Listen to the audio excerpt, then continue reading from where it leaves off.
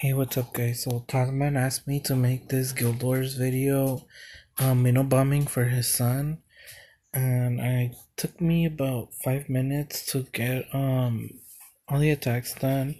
It was a super easy Guild Wars, nothing really difficult, and 4 people did attack me unsuccessfully. So hopefully, with the new Wraith hero, they found it super annoying and just gave up. So just remember to hit the like button, comment down below, and subscribe if you want to see more of my videos. And peace out.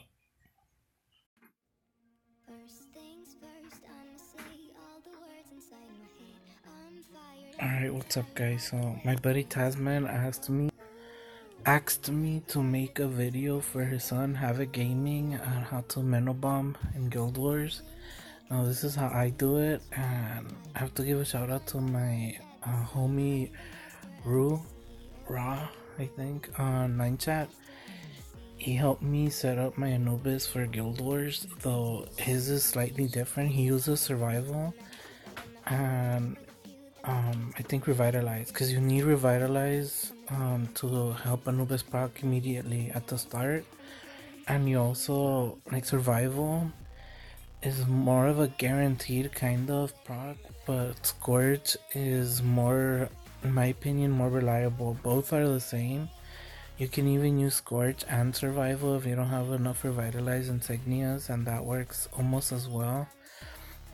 But from my testing out, like I spent almost 4 hours just testing out Scorch, Revite, Survival, Revite, Scorch, Survival to see which one was the best. And in my opinion, I think that that Scorch Revitalize was the best for Mino bombing. So for this, you just need like any pet on Anubis, to be honest, because all you're gonna use Anubis for is to clear the troops. And then I no longer Mino bomb as much because Deity Ronin is the best one. So you only need it at level 9. You give him Doom Balloon, and then you need a Sacred Light Tat. On my free to play Smurf accounts, I have 2 different Ronins, and one of them dies super easily because his enchantment is only at 4 out of 5, and the Sacred Light I believe is at 8, so it just doesn't give him enough survivability, and the dodge is really low on that account. So you really need a well-built Ronin in order to use Deity. So I don't know what's cheaper to build, but this is my Minotaur. I only very recently worked on his traits. Like, I wouldn't suggest working on Minotaur's traits, even though he is a very good Guild Wars bomber and you might be using him for a super long time. I think other heroes are more important than Minotaur, just to have them built up. Like Dove Keeper was a quintessential hero, because Minnow did fall out of the meta for a little bit. But this is mine. So he has Stealth 9, and I use this what is he called? Fennec. I use Fennec because it provides him with a side shield, kind of.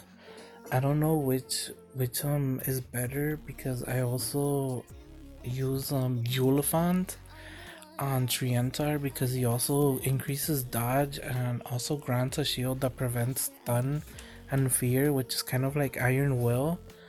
So I don't know what would be better, but I think you really need Minnow to proc. So the good thing about Minnow bombing is if Minnow doesn't even proc, then you can just restart the attack. So here it is: Revitalize, Hyper Strength, and all attack traits. And I got lucky enough to get a crit damage, which doesn't really help much because my Minotaur doesn't have crit.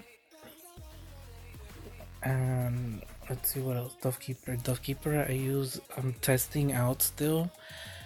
Deity, you can take it up to 10 on any hero besides Ronin. I have a stealth insignia and the Rudolph just to help like survivability of Ronin and to clear the stuns. And I think that's basically all on Dredrake. Dredrake Revive 9, and I have an Unholy Pact 10 insignia, Hyper Strength, and he's just there to clear off the rest of the buildings. So here we go. I haven't looked at Guild Wars except for watching Tasman's video. and I believe these are the three highest bases. Four people attacked. They couldn't beat me. They gave up. And I think it was 606 and then 506, 4 something. So I think these three, then 606, and then 574, I believe. So what you want to do is you can see that there's some troops here. So you drop your Anubis, and Anubis needs to proc. He needs to kill all of the troops. If they have a Dove Keeper, it makes the base so much easier, but if they don't, then it's fine. I believe all the troops are dead now, so then you just drop Minotaur. Hopefully he takes some damage or dies.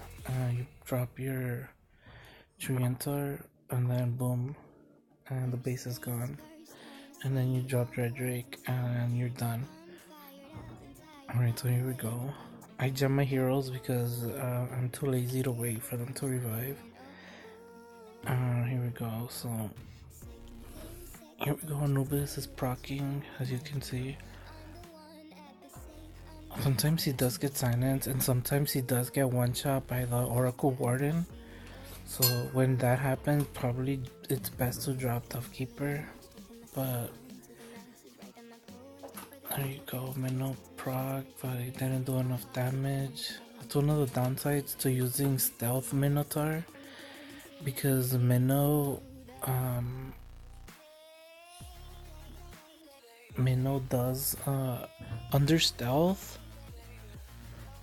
He doesn't do like a lot of if he's not under stealth, he doesn't do a lot of damage, but when he's under stealth, it's his highest damage output. So there's other people who use Iron Will, and then they use Unholy Pact, Revitalize, but those are more dangerous because you're not guaranteed that Mino's gonna proc. And when you use a skill 1, you can use skill 1 through 3. The only issue is once you get up to a level where you can upgrade your Triantar skill to skill 12, you're gonna take up your other Triantar up to skill 5, and then he's gonna be useless. So what you want to do is just leave your Triantar at skill 1, and then once you're able to take it up to skill 12, then you can use it. So this guy doesn't have any troops, so you'll just drop Min over here. And we did 67% right off the bat. And we'll drop Ronin. And then we'll drop Dredrake. There you go, 608. I think 606, and then it's 574, 4 something, 506, 508, 4. So it's these two right here. Alright, so this guy has Cosmo Dove Keepers right here. And what you can also do is just stack on the Dove Keeper, and that also helps when you drop Minotaur. Sometimes they'll attack him, and you kind of want Minotaur to take some chip damage before he gets to like a building or something, so that he'll be under stealth. Like that's why a lot of people, they have like empower on their heroes like Anubis, and sometimes Minotaur won't die immediately, but they'll take him under 30%. And it's also like, I think all of the troops are dead.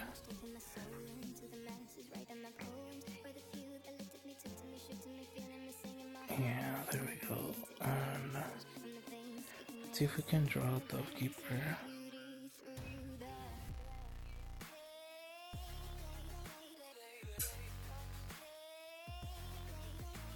There we go. And then we'll drop 3 onto right here. And there you go. Bam. Easy. Alright.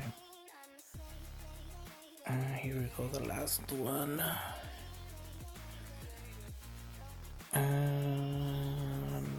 Yeah, this isn't a defense. There's no troops, there's nothing, so just drop them. Drop Triantar. And bam. So there is another, you can use punching box to increase your Mino's attack if he's not clearing all the buildings as you want.